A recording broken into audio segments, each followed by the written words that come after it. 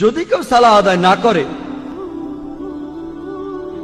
তাহলে তার অনেক বিপদ হতে পারে। তখন হতে পারে আপনার বিশ্বাস দুর্বল হয়ে যাবে, অথবা এই বিশ্বাসটা চলেও যেতে পারে। কারণ মানুষ আসলে মনে করে পৃথিবীতে তার যে সম্পদ আর সম্মান আছে এর কারণ হলো পৃথিবীর সব বস্তুগত জিনিস। এভাবে সে আল্লাহ সুবহানাহু ওয়া তাআলার কাছ থেকে দূরে সরে যায়। এই নিয়ম শৃঙ্খলার অভাবেই সে আল্লাহ সুবহানাহু ওয়া তাআলা থেকে দূরে সরে যায়। পৃথিবীর বিভিন্ন জিনিসের মোহ থাকলে, বস্তুগত জিনিসের, তাহলে সম্ভাবনা থাকে যে সে অন্যায় কাজ করবে। এভাবে সে সিরাতাল মুস্তাকিম থেকে দূরে সরে যাবে, সরল পথ থেকে। মনের ভেতরে তখন শান্তিও থাকবে না। আপনার কাছে যে পরিমাণ সম্পত্তি থাকুক না কেন, এই সম্পদ আপনাকে শান্তি দিতে পারবে না। আর মানুষজন যে কারণে সালাহ আদায় করে না সেটা হলো তাদের জ্ঞানের অভাব। পবিত্র কোরআন বলছে, সূরা ইমরানের 125 নম্বর আয়াতে উল্লেখ করা হয়েছে, কুল্লু নাফসিন যায়কাতুল মাউত, প্রত্যেক জীবকে মৃত্যু স্বাদ গ্রহণ করতে হবে এবং কিয়ামতের দিন তোমাদেরকে তোমাদের কর্মফল পূর্ণ মাত্রায় দেওয়া হবে এবং যাকে দোজখের আগুন থেকে দূরে রাখা হবে আর যাকে জান্নাতে দাখিল করা হবে সেই হবে এই দুনিয়ার উদ্দেশ্য পূরণে সফলকাম। কারণ নিশ্চয়ই এই পার্থিব জীবন একটা ছলনাময়, ভোগ ব্যতীত কিছুই নয়। সালাহ আদায় করলে অনেক উপকৃত হবেন।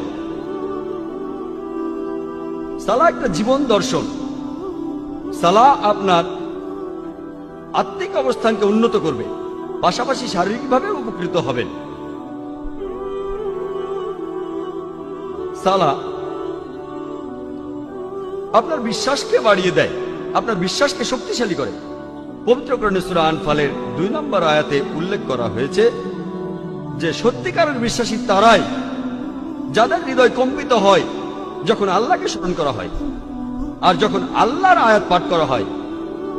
এটা তাদের ঈমান বৃদ্ধি করে এবং তারা তাদের প্রতিপালকের উপরে নির্ভর করে। পবিত্র কোরআন বলছে, সূরা ফাতিহার 5 থেকে 7 নম্বর আয়াতে উল্লেখ করা হয়েছে, ইয়াকা না'বুদু ওয়া ইয়াকা নাস্তাঈন, আমরা তোমারই ইবাদত করি, তোমারই সাহায্য প্রার্থনা করি। ইহদিনাস সিরাতাল মুস্তাকিম, সিরাতাল লাযিনা আন'আমতা আলাইহিম গায়রিল মাগদুবি আলাইহিম ওয়ালাদ-দাল্লিন, আমাদের সরল পথ দেখাও, তাদের পথ যাদের তুমি অনুগ্রহ দান করেছো, তাদের পথ নয় যারা ক্রোধ নিপতিত, যারা পথভ্রষ্ট। এতে আপনার জীবনের শৃঙ্খলা বাড়বে। সত্যিকারের মুসলিম সে তার দিন শুরু করে ফজরের সালাহ আদায় করার মাধ্যমে। আর ফজরের সালার সময় মুয়াজ্জিন আজান দেওয়ার সময় বলেন, আসসালাতু খায়রুম মিনান নাওম, যে ঘুম অপেক্ষা সালাহ উত্তম, ঘুমিয়ে থাকার চেয়ে নামাজ পড়া উত্তম। একজন সত্যিকারের মুসলিম দিনের মাঝখানে সালাহ আদায় করে আর সে তার দিন শেষ করে এশার সালাহ দিয়ে ঘুমাতে যাওয়ার আগে। সালাহ এছাড়াও সামাজিক অবস্থান উন্নত করে। সালাহ আদায়ের সময় যে সমাবেশ, সেটা আমাদের ভ্রাতৃত্ব বোধ বাড়ায়, মমত্ববোধ বাড়ায়, একতা বাড়ায়, আর এটা সাম্যবাদের এক অনন্য দৃষ্টান্ত। সংহতি বৃদ্ধি পায়। সালাহ আদায় করতে গিয়ে সবাই একত্রিত হয় আর তাদের মধ্যে ভালোবাসার বন্ধন জোরদার হয়। পবিত্র কোরআনে সূরা হুজুরাতের 13 নম্বর আয়াতে উল্লেখ করা হয়েছে, ইয়া আইয়ুহান নাসু ইন্না খালাকনাকুম মিন যাকরিন ওয়া উনসা ওয়া জাআলনাকুম শুউবান ওয়া কাবাইলা লিতাআরাফু ইন্না আকরামাকুম ইনদাল্লাহি আতকাকুম ইন্নাল্লাহা আলিমুন খাবীর। হে মানুষ জাতি, আমি তোমাদের সৃষ্টি করেছি একজন পুরুষ ও একজন নারী হইতে, পরে তোমাদের বিভক্ত করেছি বিভিন্ন জাতি ও গোত্রে, যাতে তোমরা অপরের সাথে পরিচিত হতে পারো। এজন্য নয় যে তোমরা পরস্পরকে ঘৃণা করবে। আর তোমাদের মধ্যে আল্লাহর কাছে সেই ব্যক্তি অধিক মর্যাদা সম্পন্ন যে তোমাদের মধ্যে অধিক মুত্তাকি, অধিক ন্যায়পরায়ণ।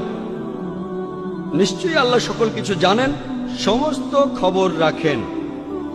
আল্লাহ সুবহানাহু ওয়া তাআলা আমাদের যেটা দিয়ে বিচার করবেন, সেটা গোত্র নয়, বর্ণ নয়, ধর্মবিশ্বাস নয়, সম্পদ নয়, লিঙ্গ নয়, সেটা হলো তাকওয়া, অর্থাৎ ন্যায়পরায়ণতা, আল্লাহকে মেনে চলা এবং ধার্মিকতা।